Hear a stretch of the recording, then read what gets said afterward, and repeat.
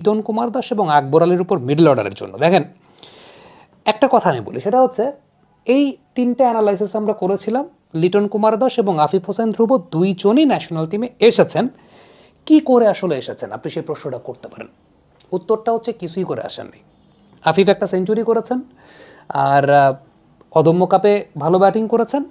লিটন কুমার দাস একটা 50 করেছেন, আদারওয়াইজ আর কিছুই করেননি। ওয়ানডে ফরম্যাটে প্রত্যাবর্তন করার মতো কিছুই করেননি। তাহলে কেন তারা সুযোগটা পেয়েছেন? তারা সুযোগটা পেয়েছেন কারণ আর প্লেয়ার নেই। বাদ বাকি যারা এই কয়দিনে সুযোগ পেয়েছেন বা যারা খেলেছেন, টু বি ভেরি অনেস্ট, কারো ট্যালেন্টের উপর, কারো টেকনিকের উপর ট্রাস্ট করার জায়গাটা আসলে ওইরকমভাবে নাই, আসলেই নাই। আপনি যদি আমাকে বলতে বলেন, আমারও নাই সেই ট্রাস্ট করার জায়গাটা।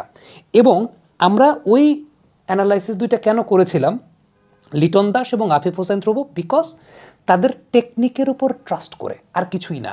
দেখেন, এটা খুব বলতেও খুব লজ্জা লাগে, মানে এই বিষয়টা নিয়ে আলোচনা করতেও খুব লজ্জা লাগে। কারণটা হচ্ছে আমাদের পাইপলাইনের অবস্থাটা, আমাদের সেকেন্ড টায়ারের প্লেয়ারদের অবস্থাটা আসলে এমন মানে প্রবলেমেটিক একটা জায়গায় আমরা আছি, যে জায়গাটাতে সত্যি কথা বলতে ওই লিটন বা আফিফের কথাটা আমাদের অ্যানালাইসিসে আনা এই কারণেই যে এই দুইটা প্লেয়ারের ক্যালিবার তো আছে, ক্যালিবারটা আছে অন্তত স্পিনের এগেনস্টে মাঝের ওভারে কাবাকাবি করবে না, এটার জন্য।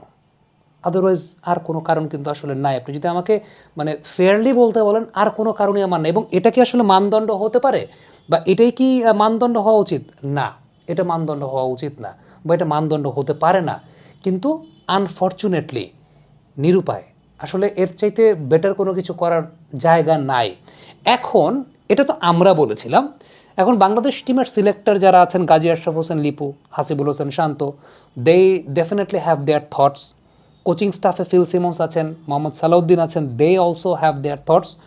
গাজী আশরাফ হোসেন লিপু যে কথাটা বলেছেন যে they have not done anything right to be back into the ODI side, but what matters যে কোচিং স্টাফ তাদের ব্যাপারে পজিটিভ ভাইব দিচ্ছে যে well, they are in well shape, they are in good shape.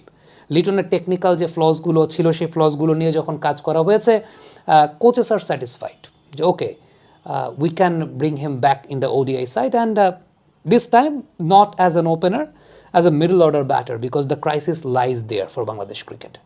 আসলে ক্রাইসিসটা ওই জায়গাতে। মেহেদী হাসান মিরাজ 4 নম্বর পজিশনে batting করছিলেন। আমার কাছে মনে হয় না একেবারে আপ টু দ্য মার্ক কোনো কিছু তার ছিল ব্যাটিং। পুরো ব্যাটিং অর্ডারের ভারসাম্যটাই মাঝখান দিয়ে আসলে নষ্ট হয়ে যাচ্ছিল, সত্যি কথা বলতে। সো সেই জায়গাটাতে আমরা অনফিল্ডের পর্দা 10 দিন আগে প্রথম লিটনের নামটা বলেছিলাম। কোচিং স্টাফও, মানে according to Gazi Ashraf Hossain Lipu, coaching staff সেই জায়গাটাতে তারা মনে করেছেন যে okay, Liton can bring some stability into the line up. আফিফের কথাটা আসলে আলাদা করে কেন বলেছি, আফিফকে অদম্য কাপ থেকেই দেখছো তো, আফিফের ট্রিগার মুভমেন্টে একটা বড় পরিবর্তন দেখেছি। এবং from my point of view, এটা আমি আগে ওই অ্যানালাইসিসটাতে দেখিয়েছিলাম যে from my point of view তাকে অনেক বেশি মাত্রায় কনফিডেন্ট মনে হচ্ছে in this trigger movement. Technically তাকে বেটার মনে হচ্ছে than the previous occasions in this particular trigger movement. সেই ট্রিগার মুভমেন্ট আপনার একটু কম্প্যারিজনটা দেখেন, অনেক লম্বা বড় একটা ট্রিগার মুভমেন্ট আফিফ এখন নেন। এবং আগে যেটা ছিল লেগ স্ট্যাম্প থেকে মিডল স্ট্যাম্পের মধ্যে শেষ হয়ে যেত, এখন সেটা it's starting from the leg stump and it's ending towards the of stamp or beyond the of stamp বা চতুর্থ স্ট্যাম্পের দিকে। একটা বড় ট্রিগার মুভমেন্ট নিয়ে আফিফ খেলছেন এই মুহূর্তে। সেটাতে সফল হয়েছেন অদম্য কাপে, সেটাতে সফল হয়েছেন BCL-এ, but in international cricket he will be successful, no guarantee on that. We don't have any guarantee যে করতে পারবেন কিনা। বাট 5+ স্টার রেটিং প্রাপ্ত দেশের সর্বোচ্চ বিদ্যুৎ সাশ্রয়ী ও eco friendly Walton AC, Walton air conditioner, smart comfort এখন নেক্সট লেভেলে।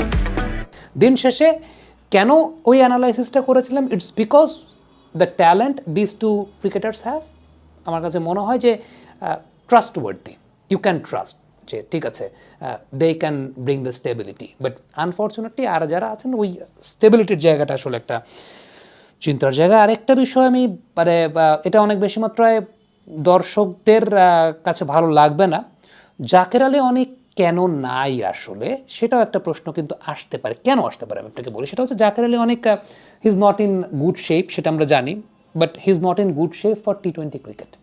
When we are talking about ODI cricket, আপনি যদি জানুয়ারির 1, 2025 থেকে এখন পর্যন্ত ওয়ানডে ক্রিকেটে বাংলাদেশের শীর্ষ 2 রান সংগ্রহকারী ব্যাটসম্যান দেখেন, শীর্ষ 2 অ্যাভারেজের ব্যাটসম্যান দেখেন, আপনি তালিকাটা যদি দেখেন তাহলে দেখবেন সেই জায়গাটা 1 নম্বরে তাওহিদ হৃদয়, 2 নম্বরে জাকের আলী। এখন ব্যাপারটাকে আমরা এরকম কিছু করে ফেলছি কিনা যে because of his poor form and poor shape in T20 cricket we are ignoring him for ODI cricket also. Back in 2009-2010 we did the same with Junaid Siddique. Junaid সিদ্দিকীর সঙ্গে আমরা এই সেম কাজটাই করেছিলাম। সো ব্যাপারটা কি সেরকম হচ্ছে কিনা? হ্যাঁ, জাকের আলীর লাস্ট 2টা one day match he was not up to the mark, এবং তখন থেকেই তার ব্যাটিং শেপটা ভালো দেখা যাচ্ছে না। আমার কাছে মনে হয় সিলেক্টররা হয়তো বা কোচিং স্টাফের সঙ্গে কথা বলেছেন কোন ব্যাটসম্যানের কারেন্ট শেপটা এখন কোন অবস্থাতে আছে, কোন ব্যাটসম্যানটা হ্যাঁ maybe he scored runs in ODI cricket for last couple of years, but currently কোন প্লেয়ারটা আসলে কোন শেপে আছে সেই ব্যাপারটাই হয়তো বা কনসিডার করছে খুব সম্ভবত। সত্যি কথা বলতে আবারও আমি আপনাকে যদি বলি, সেটা হচ্ছে আপনি যদি আমাকে জিজ্ঞেস করেন যে ভাইয়া is this should be the criteria, আমি বলবো যে না, this should not be the criteria, but for Bangladesh we are bound to make it the criteria, কারণ আমাদের কোয়ালিটি প্লেয়ার্স নাই ওই লেভেলে পারফর্ম করার মতো। এখন কেন নাই? The discussion is very deep. 2012-13 সাল থেকে 2023-24 সাল পর্যন্ত আবাহনীর ব্যাটসম্যানদের পা থাকতো না। আবাহনীর ব্যাটসম্যানদের পা থাকতো না মানে আপনি আম্পায়ার দিয়ে আবাহনীকে জেতাতেন লিগ, আপনি লিগের কম্পিটিশনটাকে নষ্ট করে দিয়েছেন 50 ওভার্স ফরম্যাটে। নতুন প্লেয়ার কেন উঠে আসতে পারে নাই? 3rd ডিভিশন কোয়ালিফাইং লিগ বন্ধ ছিল, বেক্সিমকোর লোকজনেরা নিজেরা টিম বানিয়ে ফার্স্ট ডিভিশন ক্রিকেট লিগের মধ্যে 20 টিমের মধ্যে 16টাই বেক্সিমকোর টিম, 2nd ডিভিশনে 20 টিমের মধ্যে 14টাই বেক্সিমকোর টিম, নিজেরা খেলে, নিজেরা খেলা চলে।